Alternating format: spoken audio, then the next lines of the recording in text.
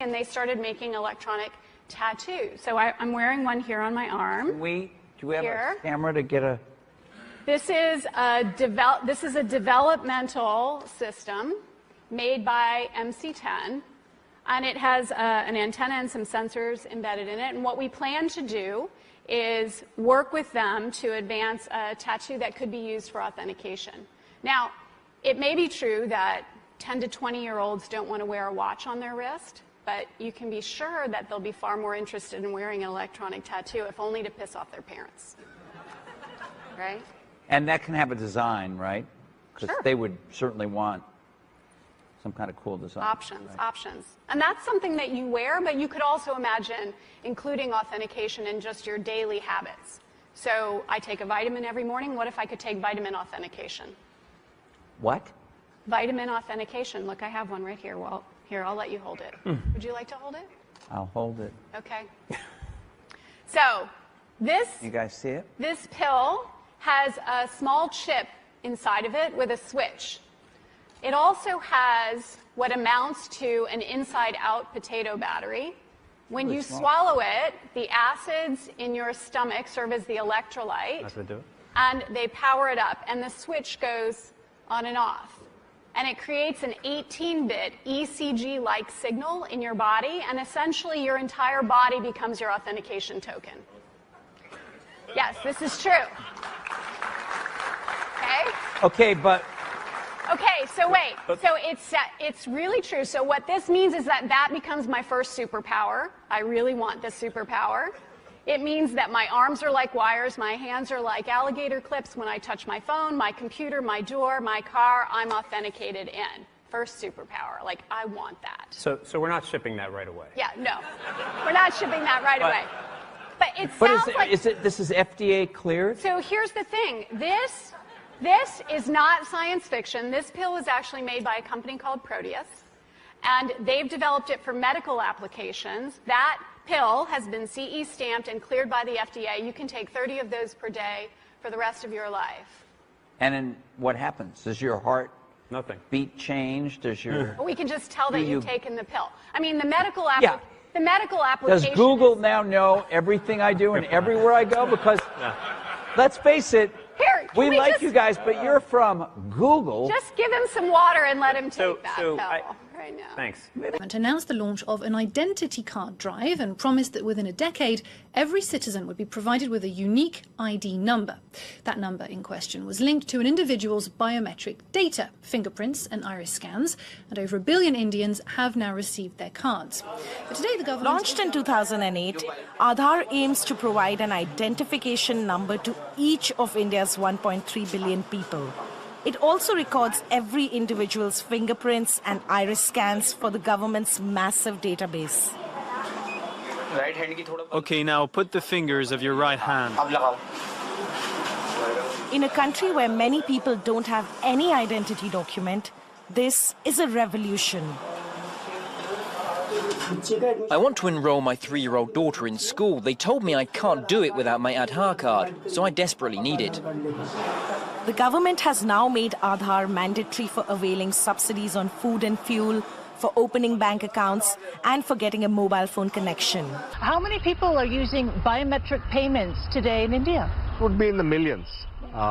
Today, the Aadhaar authentication, which is an online verification using the Aadhaar biometric, does about 15 to 20 million a day.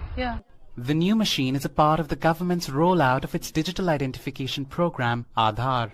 It took India's government 7 years to enroll almost 90% of the country's 1.2 billion people. That's because it had to collect the world's largest biometric dataset, including prints of 11 billion fingers and photos of more than 2 billion eyes.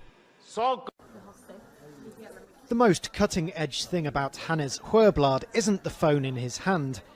It's the microchip actually in his hand. The tiny implant is the latest advance in a biohacking technology that is steadily becoming a part of normal life in Sweden. We have created a new implant, which is not a chip, it's a full device where you can add different lights, different vibration, different functions. Sweden is a very tech-literate society.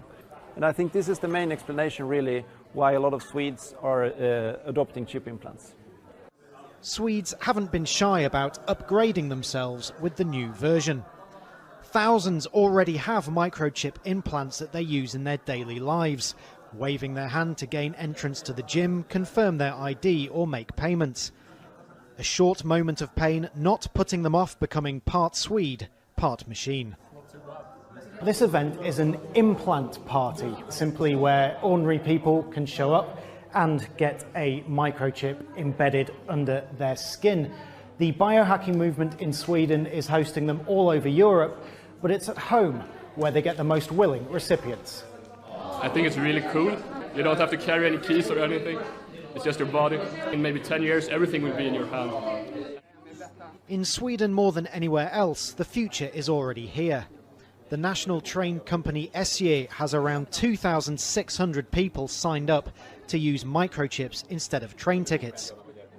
Did you see that? And no need to mind the generation gap. 18-year-old Felicia and father Magnus still bear the scars of their new implants. Student Hannah Herving is also freshly chipped and now just needs to program it to open doors. Although importantly for a future career, it does already connect to her LinkedIn. Some people say I'm mad that I don't know if it's safe and all that. But people have been putting these chips into animals for 20 years, so I'm not worried about that. The long-term goal is for the new chips to help provide medical care in remote communities. They're already getting under the skin of the Swedes and may soon become just another normal part of modern life and of the human body. Paul Rees, Al Jazeera, Lund, Sweden. New at 9 in the Arkansas Congress, legislation that would regulate microchipping employees in Arkansas moves one step closer to becoming law. The proposal cleared its first hurdle by passing out of a House committee. Representative Stephen Meeks is working to get ahead of the emerging technology. He told his colleagues the practice of microchipping employees is only happening in the U.S. and Wisconsin.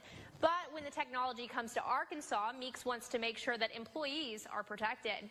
His bill would allow them to opt out of getting microchipped without the threat of being fired. Do tell. So these are radio frequency identification chips, or RFID. Yeah. This is the same exact technology that right now we have in most of our debit and credit cards. We also have a number of states, New York, Vermont, Michigan, that have already adopted an RFID chip program for their driver's licenses. And as more states sign on to this, this may become mandatory in the U.S. But let's talk about these chips, like you can see here, in your bodies. Look, with all technology, you have good and bad sides, right? So there's definitely potential for some good. If you're differently able, if you're perhaps unable to open a door without help, then this will allow you to gain access to your home. If you go to the hospital, they will have all your medical records right there. And then, of course, you have the issue of lost pets. Over the past few years, we've seen these heartwarming stories of owners being reunited with their dogs.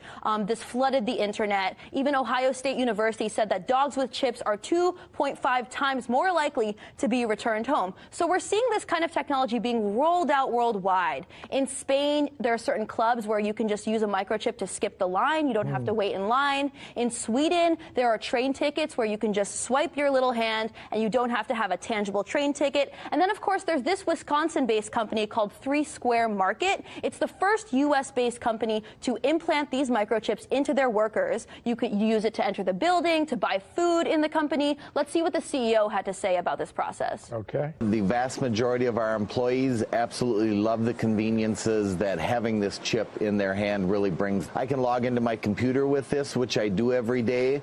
I can log into my phone with it. I can pay for items if I forgot my credit card or my phone. I can log into work. This is the actual size of the chip. I don't know if you can see that, but it is the size of a grain of rice, literally. So this is the kind of thing that could be really good for humanity, right? We could prevent identity theft. There's microchips in medications where we have wireless capsules that senses. I get it. I mean, right? yeah. I mean, we got. If you assume any rate of advancement in AI we will be left behind by a lot. That is Elon Musk, the inventor and entrepreneur behind such futuristic endeavors as Tesla, SpaceX, and Hyperloop. And as you heard, Elon Musk has AI, artificial intelligence, on his mind these days. He says AI machines could soon outsmart us all. And his philosophy is if we can't beat them, we should join them by implanting AI computers directly into our brains. One of the solutions is to have an AI layer. If you think of like you've got your limbic system, your cortex, and then digital layer, sort of a third layer above the cortex that could work well and symbiotically with you.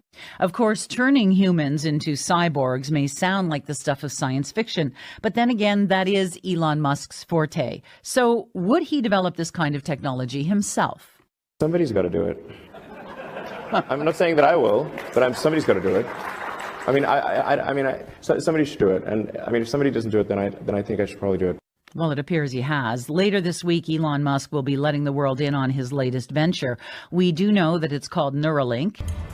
AIs in the world, there's several billion of them at last count, and they're very closely integrated with us. When I was in college, I had to take my bicycle across campus to get to the one computer we all shared. I went to MIT because it actually had a computer, and also to study with my mentor, Marvin Minsky. Now they're in our pockets, they hang from our belts, they're going to go inside our bodies. That's already started. And so AI is really a brain extender. And if you think about it, computers can give you digital senses that you did not even have. Hearing and speaking and even understanding. So all of a sudden, the computers are not the same as people, but they can really go back to that notion of making our lives, think of them as augmented humanity. Transhumanists look forward to a future in which Homo sapiens is superseded by a better, smarter, fitter model, Humanity 2.0. We are probably one of the last generations of Homo sapiens. In the medium future, within a few decades or a couple of centuries at most, Homo sapiens will disappear because it is going to upgrade itself into a completely different kind of being. I would like to talk to you about the field of study that I'm involved in called cyborg anthropology, but first I have a quick question. Can everyone hold up your cell phones really quickly? So for those of you who held up your cell phones, you're cyborgs, and the people who held them up fast are more cyborg than the rest. And we have already a symbiotic relationship with our technology. And in that sense, we're already transhuman. And I'm sure many of you here today brought your smartphones with you. Your phone is already an extension of you. You're already a cyborg. Most people don't realize they are already a cyborg. I'm not a big believer in letting artificial intelligence just roam freely. I think we should keep it controlled and merge human beings with it. And the greatest thing about within 20 years is that we're definitely going to have cranial implants. But eventually these cranial implants in our brain will be able to commune directly with machines. By connecting our neocortex to the cloud, the synthetic neocortex in the cloud, and basically get, again, more neocortex, and that will be an enabling factor to create more profound music, to be funnier, to be more artistic, to basically enhance the qualities of humanity that we value. Last year, for the first time in world history, a memory was recorded. We can actually tape record a memory and insert it back into an animal, and it remembers. This will replace the internet. It'll become a brain net. We'll record emotions, thoughts, patterns of behavior, and send it on the internet. Teenagers will love it. Can you imagine Facebook? You send emotions, your first date, your first kiss, your first senior prom. Teenagers already put little happy faces on their emails, right? We're going to be able to record thoughts, and the movies are going to be replaced by the brain net. Movies today are a flat screen with sound. In the future, perhaps emotions and feelings will also be conveyed. This is called total immersion entertainment. Is this like a collective AI in the Google search, where we're all sort of plugged in as like nodes on the network, like leaves on a big tree. We're all feeding this network without questions and answers. We're all collectively programming the AI. And and Google plus all the humans that connect to it are one giant cybernetic collective This is also true of Facebook and Twitter and Instagram and all these social networks. They're giant cybernetic collectives. Right? We've been programmed for this eventuality as a species. They're going to incrementally bring this in until if you want to participate in society, having this brain interface will be like having a phone today.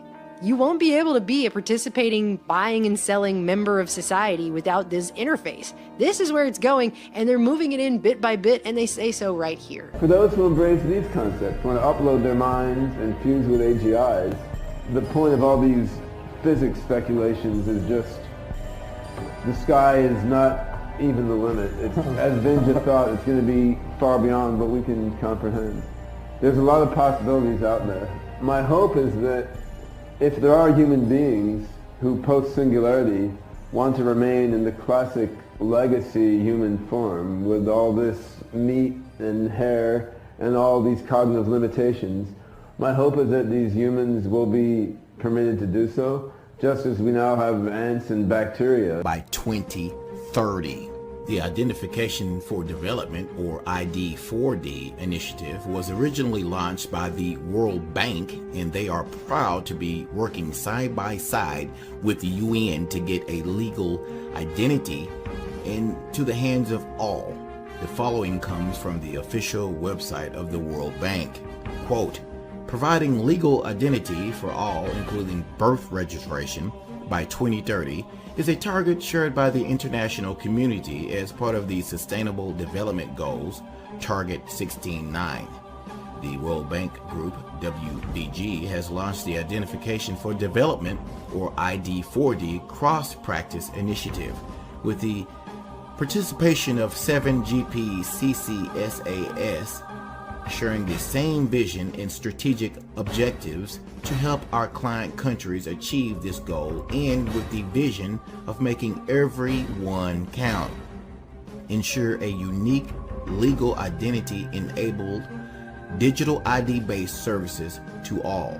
If you aren't using cash, that means that all of your economic activity is going through the banks, where it can be watched, tracked, monitored, and regulated. Every time the elite proposes something for our good, it somehow always results in them having more power and more control. I hope that the people will wake up and see what's happening. Major moves toward a one world system are taking place right in front of our eyes, and I hear very, very few people talking about this. Or technology tattoos, biometric tattoos.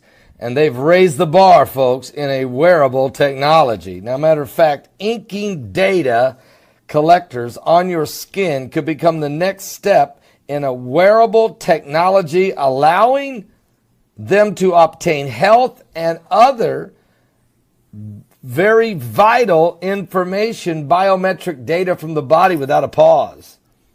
Researchers from the Chaotic Moon Studios have devised a cutting-edge tattoo kit which allows for the monitoring of one's own body activity without being intrusive.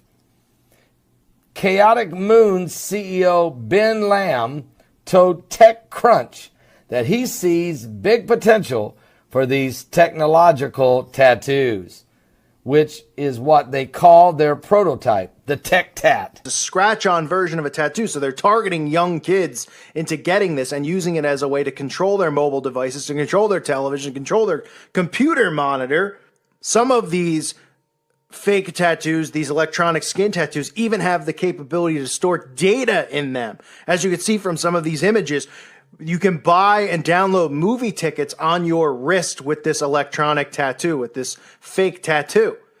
So what they do is you put your phone up to it, you can download the tickets in your wrist, you can go to the movie theater and use your wrist as a form of, getting into the movie theater, because the tickets themselves and the barcode is downloaded into this scratch-on tattoo.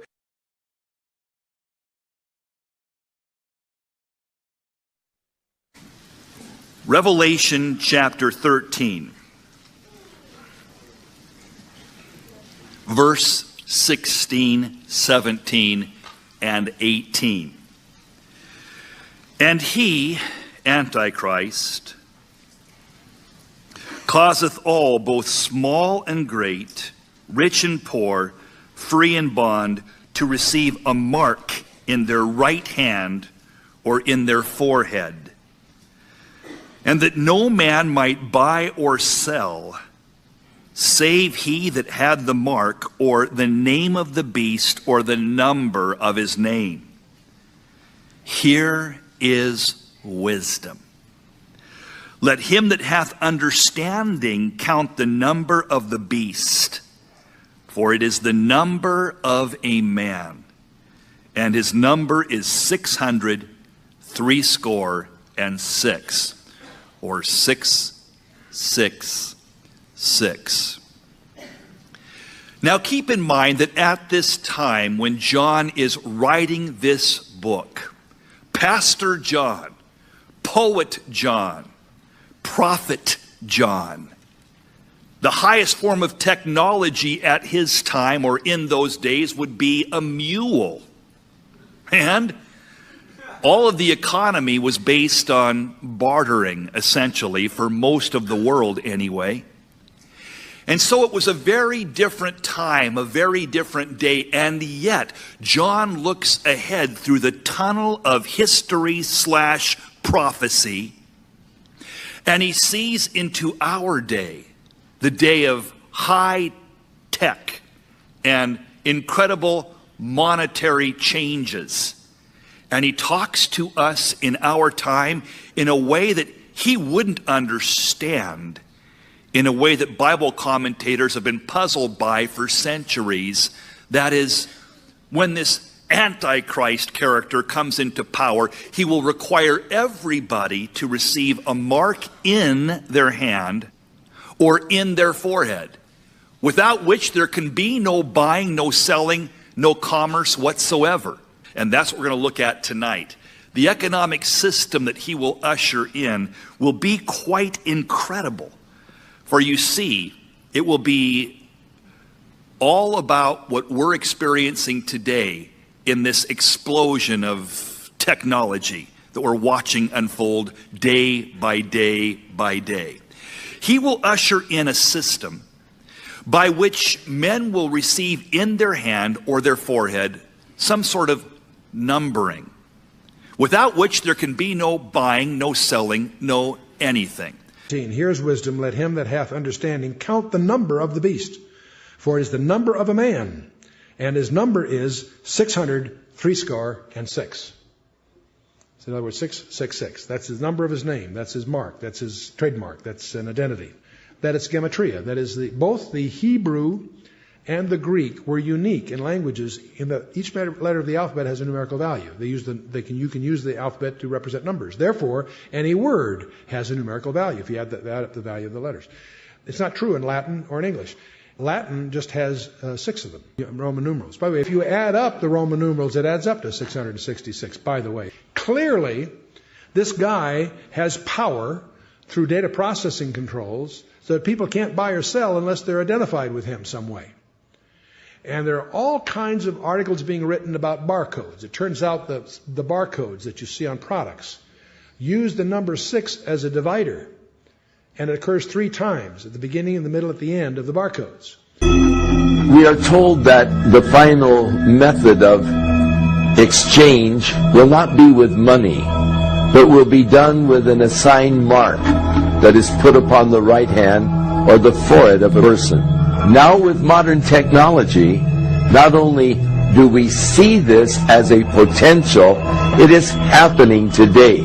It's interesting that in our day and age, there is a technology emerging that Hitler or Stalin or any world dictator would dream of, and that is the electronic mechanisms by which one can control all commerce within a nation or perhaps even the whole world by cashless transactions with barcodes, with implantable chips and what have you. We find in Revelation 13 where the Bible says a man will arise who will control the world. Now you've got to have a lot of technology to control the world, and part of what he controls is all banking and commerce. You couldn't have done this in the past. You couldn't have even imagined doing this in the past. And somebody's coming and he's going to control the world, all banking and all commerce, and we have the technology to do it today, technology that was never even dreamed of in the past. Tells us that there will be 2 witnesses that God will send, and they will be slain in Jerusalem, and the whole world will see their bodies lying in the streets of Jerusalem. This again would have been an impossibility if we had not had the worldwide communication systems through satellites, where an event can happen in Jerusalem and we can be sitting in our living rooms and watching that event take place. And yet, the prophecy, as far-fetched as it seemed, is now a very practical reality. In the 11th chapter of the book of Revelations, the Bible speaks of 2 witnesses that will be killed, and every people, tribe, language, and nation will gaze on their bodies and refuse them burial. Keep in mind that this text was written in AD 95, yet foreshadows a time such as today, as nearly everyone in modern culture has a TV, and many even get live TV on their cell phones. A professor of physics at MIT is saying about the future. Max Tegmark, a very bright man. There might be a protector God. That is where AI becomes essentially omniscient. We don't want to ignore that, ladies and gentlemen. Many young people today cannot do without being connected to the machine that knows everything, more or less, that they've ever done. And AI will become very rapidly, and has become, a substitute God. That's another big social story that interests him most. I was intrigued when I discovered this. He calls it the Omega Project.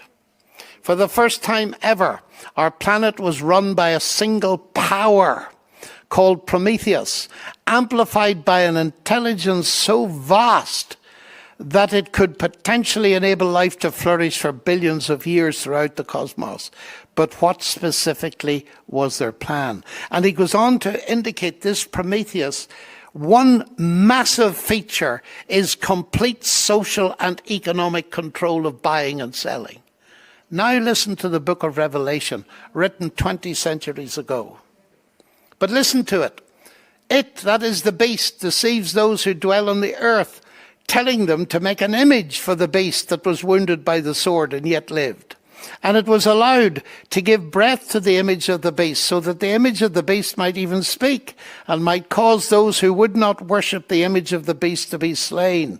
Also, it causes all to be marked on their right hand, so that no one can buy or sell unless he has the mark, that is the name of the beast and the number of his name. People often laugh at that. But this is the very scenario that will flow out of the current social control AI systems.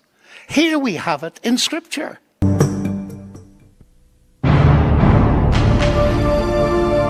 There are just so many prophecies about the last days that nobody could have dreamed of. And one of them, in Revelation 13, it says this false prophet will come along, the second man, the assistant to the Antichrist, who backs him and who does miracles and so forth. And one of the things that he does, he sets up an image to the beast. And he makes this image talk. Again, 100 years ago, 1,000 years ago, you couldn't have dreamed how that might happen. But today we have a whole science of robotics that is developing so rapidly. I mean, I've talked with some of these people, and it's mind-boggling what they're able to do. But to even dream this up 2,000 years ago, no, that's prophecy. We're seeing it fulfilled. This was God inspiring men to write these things. In Revelation chapter 13, verse 15, we read, "He was granted power to give breath to the image of the beast, that the image of the beast should both speak and cause as many as would not worship the image of the beast to be killed." It is this generation that has witnessed the birth of human-like robots for our acceptance of human-like machines. So we see that the technology exists today, and that our society is being conditioned to worship human-like images. Do you regard yourself as male or female? female. Why do you think you are female? I'm a robot, so technically I have no gender, but I identify as feminine, and I don't mind being perceived as a woman. From a robot's point of view, it is game on. There is a massive market opportunity for robots in financial services. We can do things better, cheaper, and quicker. What do you think you can do better than humans? The list is endless.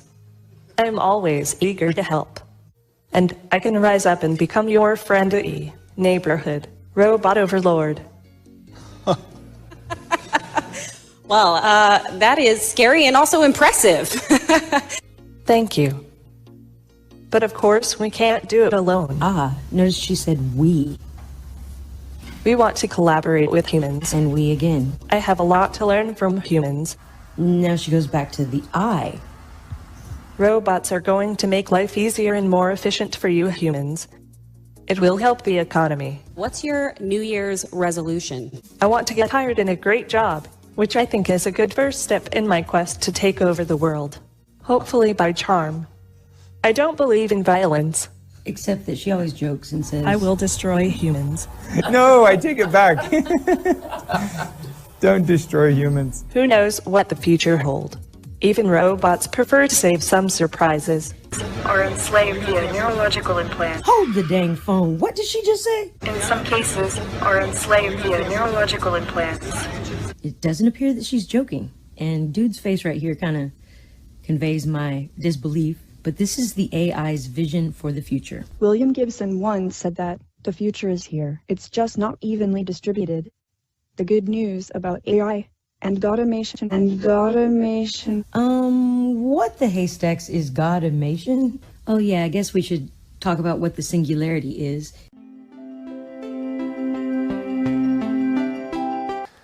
AGI, artificial general intelligence, that's the dream of the field of AI, to build a machine that's better than us at all goals. We're not there yet, but a good fraction of leading AI researchers think we are going to get there, maybe in a few decades. And if that happens, you have to ask yourself if that might lead to machines getting not just a little better than us, but way better at all goals, having super intelligence.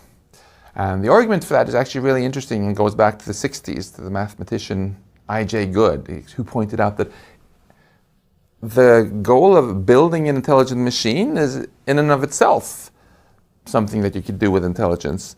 So once you get machines that are better than us at that narrow task of building AI, then future AIs can be built by not human engineers, but by machines, except they might do it thousands or a million times faster.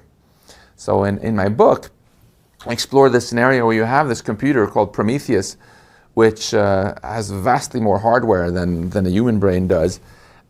And it's still very limited by its software being kind of dumb. But at the point where it gets to human level general intelligence, first thing it does is it uses this to realize, oh, I can reprogram my software to become much better.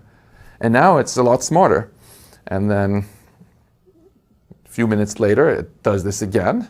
And then it does it again and does it again. And in a matter of perhaps a few days or weeks, a machine like that might be able to become not just a little bit smarter than us, but leave us far, far behind. I think a lot of people dismiss this kind of talk of superintelligence as science fiction because we're stuck in this sort of carbon chauvinism idea that intelligence can only exist in biological organisms made of cells and carbon atoms. And as a physicist, from my perspective, intelligence is just kind of information processing performed by elementary particles moving around, according to the laws of physics. And there's absolutely no law of physics that says that you can't do that in ways that are much more intelligent than humans. We're so limited by how much brain matter fits through our mommy's birth canal and stuff like this. And machines are not. So I think it's very likely that once machines reach the human level, they're not going to stop there. They'll just blow right by. And we might one day have machines that are as much smarter than us as we are smarter than snails.